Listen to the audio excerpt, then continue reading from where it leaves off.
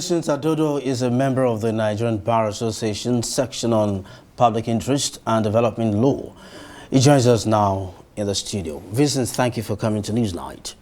Thank you for having me. You saw that report earlier. The DSS says it has done nothing wrong, nothing against the law. What's your reaction to that? That is very incorrect. Because did you say very correct or incorrect? Very incorrect. Okay. Needed to or rather that. Very misleading. Right. Because the DSS is a statutory body that operates under the Constitution and also under its enabling law. Now, the suspended governor of the CBN was granted bail by the Honorable Court after his arraignment.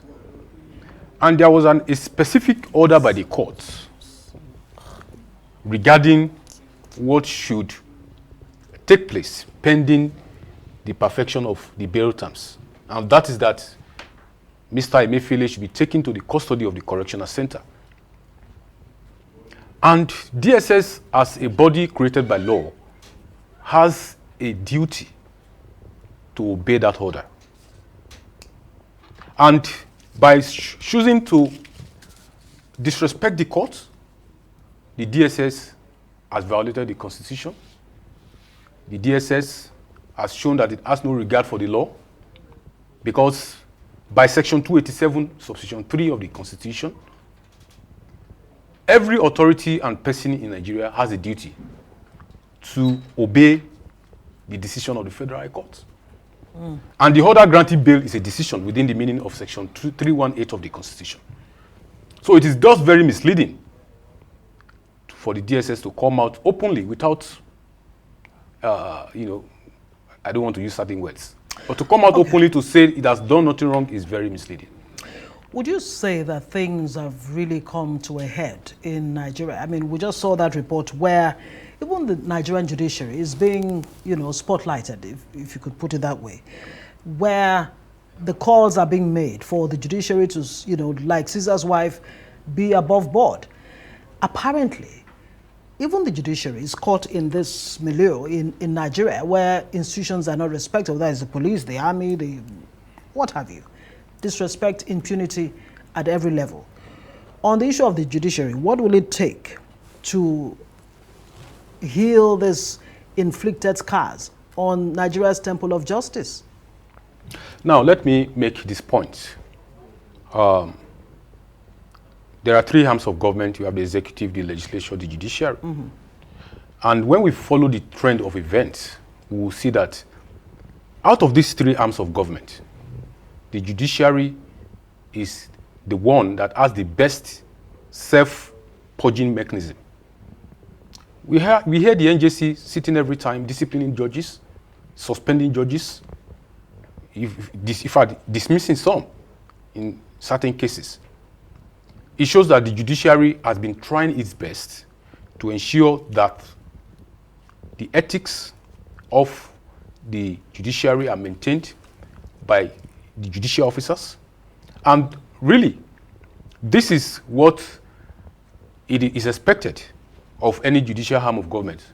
So, yes, while we agree that there is room for improvement, of course, there will always be room for improvement. Yeah, but the question is how much room for improvement, really, are we looking at here? How bad are things within Nigeria's judiciary, or are they not as bad as people think? Look, we've heard some would actually say that, look, lawyers know the judges that they can approach to say, look, can I, there's something for you and all of that. So it's a collusion of both the bar and the bench. Well, the truth of the matter is this. We cannot deny that there is corruption in the judiciary. Just like even in the other arms of government or in other agencies, we have corruption as a problem in the judiciary. And of course, like the question asked, to what extent is there a need for improvement? We will not deceive ourselves.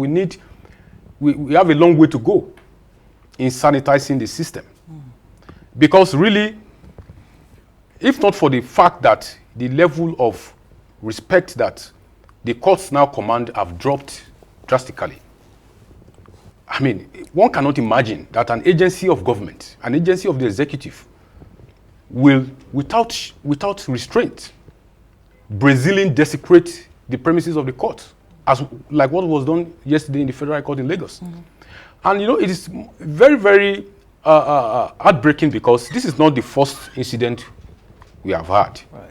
We've had that of Showore. In fact, that of Showore in the year 2019 was even worse.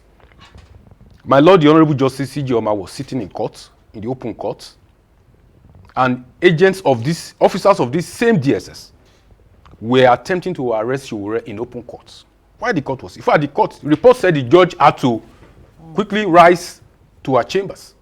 So it shows that, contrary to what the DSS said in its statement, that they are trying to discipline those involved, it shows that no disciplinary measures were meted out to the hearing officers in the 2019 saga, and that is why we have a reoccurrence. Vincent, there's no point trying to sugarcoat anything. What happened at the court in Lagos yesterday was a brazen show of shame. Exactly. Now, speak to us about the possibilities of encouraging mutual respect between the institutions and agencies of government. Yes. You see, this incident that took place yesterday has again demonstrated the apparent lack of interagency trust between the various law enforcement agencies of government. Apparent lack of trust and synergy and interworking relationship. Because when you look at it, the correctional services and the DSS are both, institutions working for the effective administration of criminal justice. Right. DSS as an agency has brought Emefiele to court, acting within its powers. And once he is arraigned, the custody of a defendant who is arraigned is no longer once he is submitted to court by way of arraignment, it is the court that has the power to determine what happens thereafter, which the court rightly did by making an order. It's not just a statement, it's an order that this defendant should be taken into the custody of the correctional services, pending when he perfects his bail conditions. So why the interagency rivalry between DSS and the correctional services? And we witnessed a similar situation, an unfortunate situation like that recently, when DSS also invaded the office of the EFCC in Lagos. So, like you have rightly said, government needs to do. There should be better working relationship between the heads of this agency, because now that the DSS has acted in this way, and you say, look, it's not the first time, it seems to be the umpteenth time that the DSS will be conducting itself like this. How does the law come in to ensure that agencies, whether it's DSS or any others, actually toe the straight line? The law is there. You see, but the law doesn't seem, it seems not to be what the paper is written on. The issue with us in Nigeria as a country is not absence of laws. It is the implementation of these laws. The laws have rightly delineated the functions of each agency. In this case, the function of DSS ends at getting Emefiele arraigned before the court. And when he is already arraigned, what they need to do is to go and prove their case in court.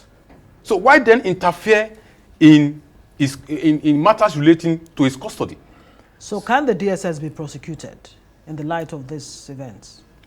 The officers, by who? The officers of DSS responsible for this act, of course, they can be prosecuted.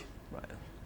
The police can take up the prosecution because, under the relevant laws, the police have the powers to prosecute these offenses. Vincent, we have a lot of questions, but we don't have a lot of time.